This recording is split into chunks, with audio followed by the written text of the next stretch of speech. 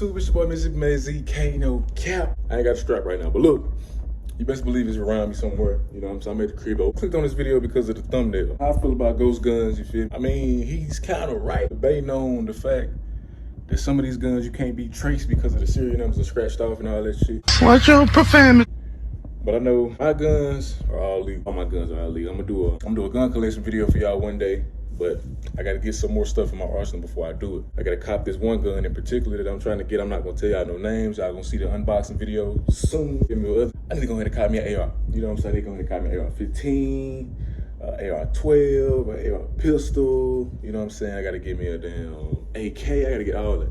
Reason being because I feel like they're gonna do away with all those guns because in his speech he said those are military weapons, you know what I'm saying? So they're not gonna try to keep those in the arsenal. I'm like, yeah, I'm thinking later on down in the future, pawn shops or gun stores are not gonna sell the ARs. The reason being because of what he said, you know what I'm saying? And then y'all heard my side about it.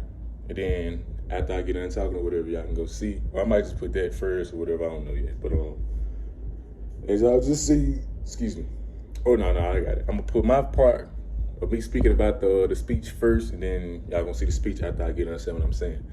But yeah, I'm gonna go ahead and cop those guns, you know what I'm saying, just because I want them, you feel me? I'm gonna cop them, add them to the arsenal, and then we're gonna be turned, you know what I'm saying? But until then, you know what I'm saying, y'all watch the speech and just hear what he said in his speech.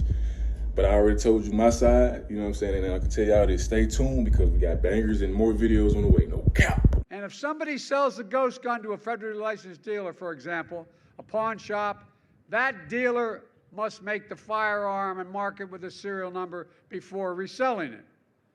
All of a sudden, it's no longer a ghost. It has a return address. And it's going to help save lives, reduce crime, and get more criminals off the streets.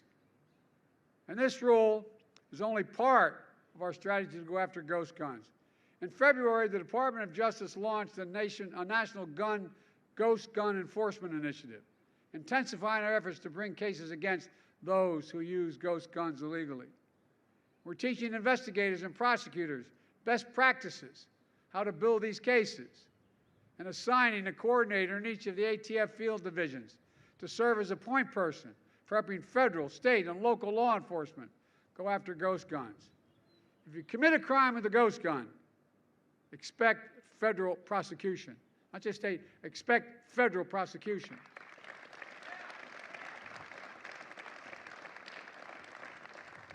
This rule is an important step.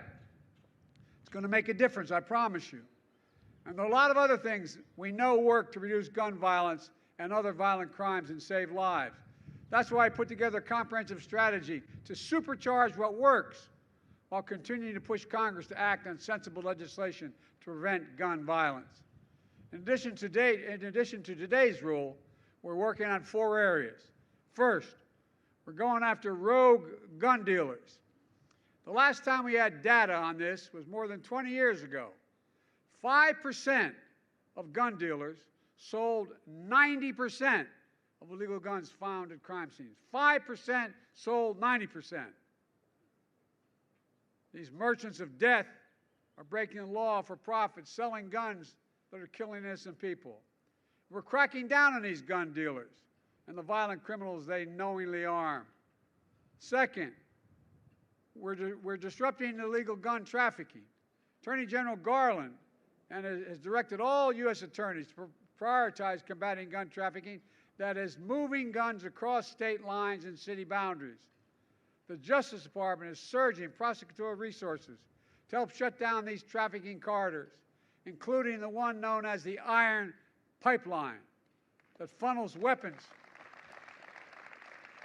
from gun shops in states like Georgia to crime scenes up and down the East Coast.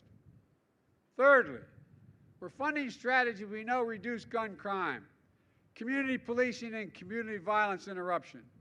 Look, I've said it many times. The answer is not to defund the police. It's to fund the police and give them the tools and training to support they need to be better partners and protectors of our communities in need.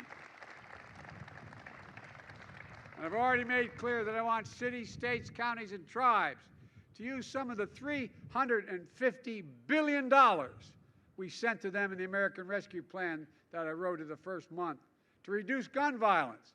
hire police officers for community policing, pay police overtime, purchase crime-fighting technologies.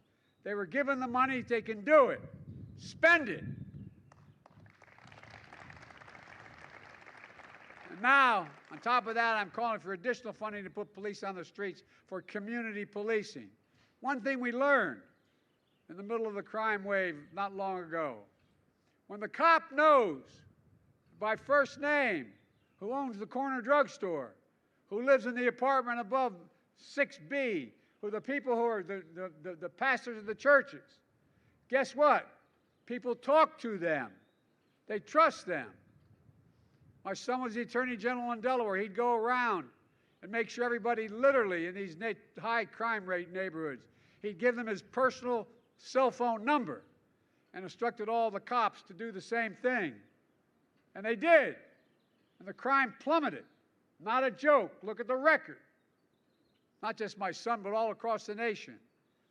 And for the FT to hire agents, they need to help to fight gun crime. More agents.